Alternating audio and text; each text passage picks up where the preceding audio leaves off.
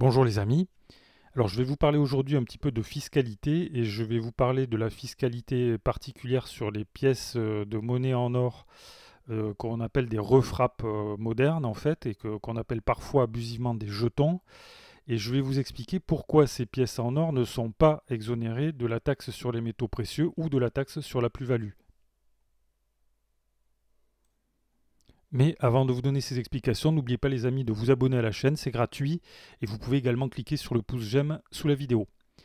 Alors, en ce qui concerne les refrappes modernes en fait de pièces d'or, déjà il faut dire de quoi il s'agit, il faut essayer d'expliquer un peu de quoi on parle.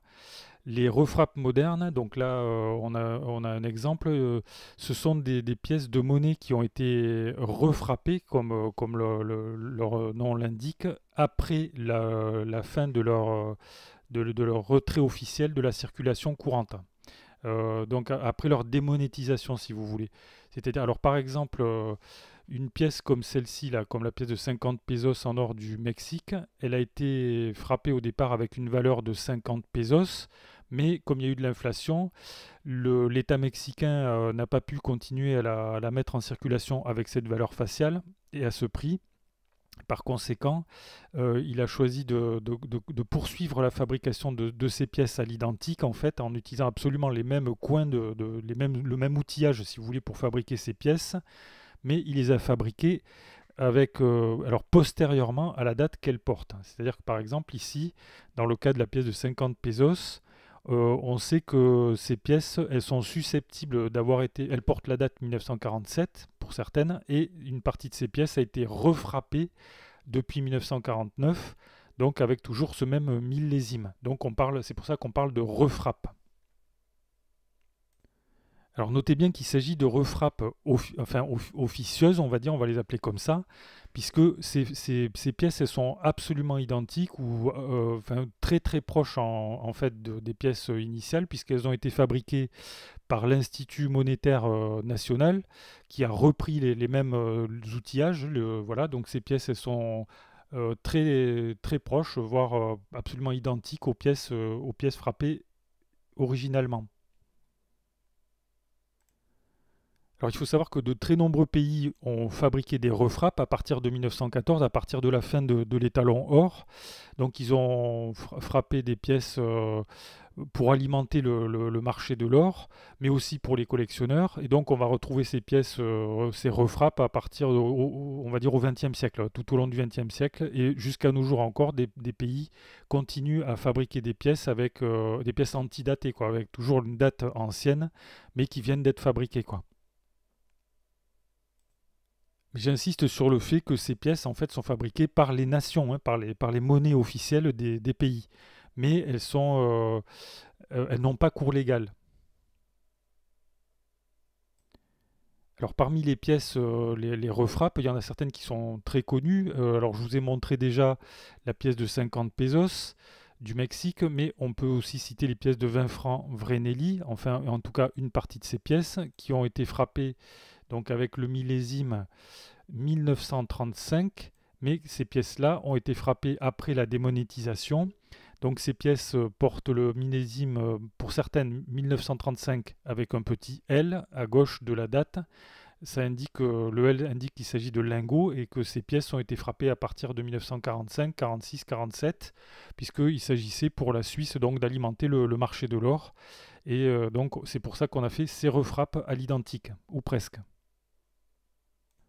On peut citer également le cas des pièces françaises de 20 francs or Marianne Koch. Donc la production, ces pièces ont été refrappées après la Première Guerre mondiale et également après la Deuxième Guerre mondiale dans des quantités assez importantes pour alimenter donc là encore le marché de l'or.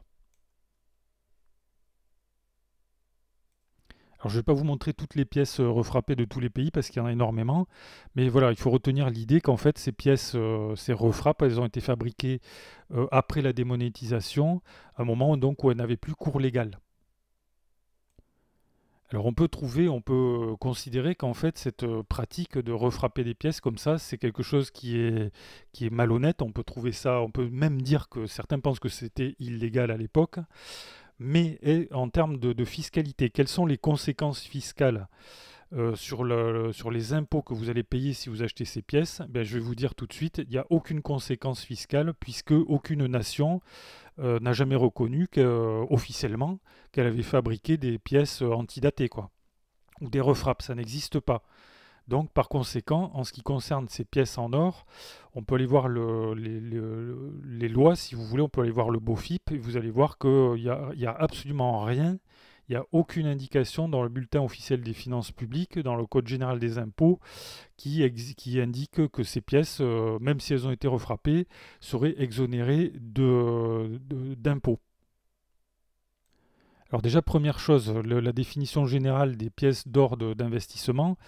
Donc, on a pour l'or d'investissement, on a plusieurs catégories, mais on a les lingots et on a les pièces. En ce qui concerne les pièces, il n'y a pas. Alors, les éléments qui permettent de définir une pièce d'or d'investissement sur un plan fiscal, je parle évidemment, il y a quatre éléments. Déjà, il y a une condition de pureté. Il faut que la pièce elle contienne 900 millièmes d'or ou plus. Donc voilà, il faut qu'il y ait une condition donc, de pureté de l'or contenu par la pièce. Il y a une condition de date, en fait, de chronologie. Il faut que la pièce ait été frappée après 1800. Il faut que la pièce elle ait eu cours légal dans le pays d'origine. Donc c'est le cas par exemple des pièces de 20 francs or, puisque officiellement il n'y a pas de pièces de 20 francs or qui n'ont pas eu cours, qui ont été frappées, refrappées, quoi. Ça n'existe pas en droit, quoi. Ça, vous pouvez chercher dans le code, vous ne le trouverez pas nulle part. Et il faut que ces pièces elles aient un prix qui ne dépasse pas de plus de 80% la valeur sur le marché libre de l'or qu'elles contiennent. Alors ça, en fait, ça concerne les pièces de collection, plus que les pièces d'investissement, puisque si leur valeur est supérieure de 80% au prix de l'or qu'elles contiennent, c'est qu'il s'agit de pièces rares et de pièces donc qui ont une valeur, il s'agit de plus de monnaie de collection. Donc toutes les pièces qui remplissent ces conditions-là, les conditions que je viens d'évoquer, déjà première chose, elles sont exonérées de TVA. Ok, voilà, donc ces pièces, il n'y a pas de TVA à l'achat. Donc à l'achat, c'est une chose. Et vous avez également la question de la revente. Et bien pour ce qui concerne la revente, ces pièces-là, vous avez deux possibilités. Vous avez soit la taxe sur les métaux précieux, qui est une taxe forfaitaire qui concerne donc dont le montant est fixé à 11%, plus la CRDS qui est à 0,5%. Donc ça concerne le 11,5% sur la totalité du montant de la pièce au moment de la revente. Ou alors vous avez une autre option, donc soit la taxe forfaitaire, soit la taxe sur la plus-value. Donc là, vous n'allez payer l'impôt que sur la plus-value, c'est 36,2%. Donc si vous faites une moins-value, vous ne payez pas d'impôt. Et il faut savoir que cette plus-value, en fait, vous bénéficiez d'un abattement de 5% par année de détention au-delà de la deuxième année et vous êtes complètement exonéré d'impôts au bout de la 22e année de détention. Ça fait un délai un peu long, mais ça peut être une option intéressante. Par contre, évidemment, pour pouvoir bénéficier de la taxe de cette option, au choix, hein, vous choisissez soit la taxe forfaitaire sur les métaux précieux, soit la taxe sur la plus-value. Pour la taxe sur la plus-value, vous devez pouvoir prouver formellement la date d'achat de l'objet que vous revendez, quoi. Et évidemment, donc, la plupart du temps, cette preuve se fait par le biais d'une facture nominative. Alors en ce qui concerne les pièces d'or d'investissement, il faut savoir que l'Union européenne publie chaque année une liste des pièces d'or d'investissement officielles, donc qui sont susceptibles de pouvoir bénéficier de la fiscalité spéciale dont je vous ai parlé là. Et parmi ces pièces, donc on va voir ici par exemple si on recherche les pièces de 20 francs, donc on va trouver ici alors les pièces de Belgique par exemple, on va trouver le Congo, on va trouver les pièces, alors là ce sont les pièces françaises évidemment. Alors vous voyez que ici dans la liste officielle de l'Union européenne, on a les pièces de 20 francs de manière générale, Mais on ne va pas venir vous dire la pièce de 20 francs 1914, comme elle a été refrappée, ben non, c'est pas une pièce d'or d'investissement, quoi. Ça n'existe pas.